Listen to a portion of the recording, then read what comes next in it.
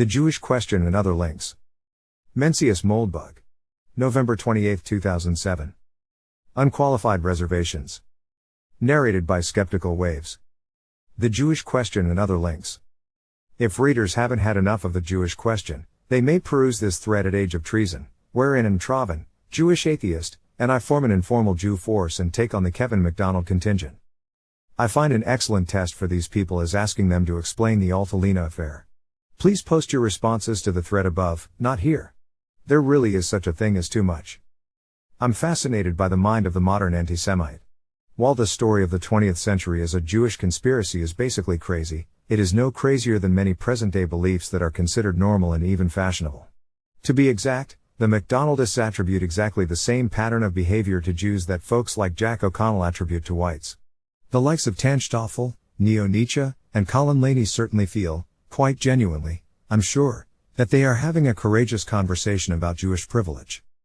The problem with the Jack McConnell theory of the world is that if there is anywhere in the US where white people feel it is socially acceptable to suggest that white people should cooperate on the basis of their shared whiteness, it is certainly not in the circles of power and privilege. Unless Cell Block D at San Quentin counts as such. And the same is true for Jews. While there are ethnocentric Jewish communities in the US, these are not exactly the people who run the New York Times. To say the least. So to talk about modern, American white or Jewish ethnocentrism, without giving anyone the impression that you live on a different planet from the rest of us, you have to resort to the language of conspiracy theory. The motives of your enemies are either concealed, unconscious, or both. The more white people deny that they are racist, the more likely they are to be racist. And so on. Not that I have read his entire oeuvre. But Kevin McDonald strikes me as no more interested in actual Jews and what they actually think, than Jack O'Connell is in actual white people and what they actually think. Instead, both these factions invest a vast quantity of effort in constructing historical or anecdotal narratives which are not inconsistent with the premise of widespread white racism or Jewish ethnocentrism. They take it for granted that whites or Jews aren't just telling us what they actually think. Whereas I know that black nationalism is quite common in the US, because you see it all over the place, even among the most influential African Americans. Afrocentrism is quite fashionable. And not just among black people.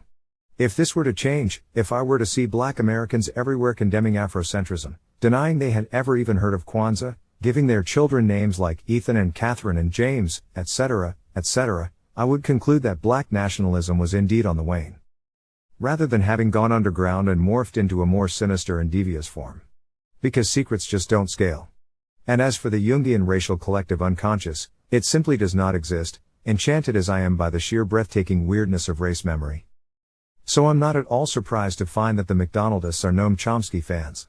It may seem incongruous, but there is a genuine shared perspective there. If only we could get them in the same room together. The real tragedy is that anti-Semitism is not only a misinterpretation of history and reality, but, unlike black nationalism, a profoundly unfashionable one. Reviled, in fact, in all polite society.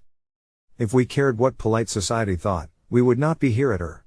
I hold no brief at all for fashionable opinion.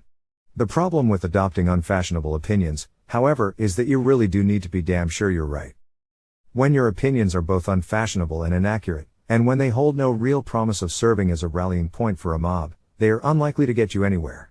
Worse, adopting a worldview like antisemitism is such a drastic and terrible step, it is so socially and intellectually isolating, that stepping back out of it is almost impossible.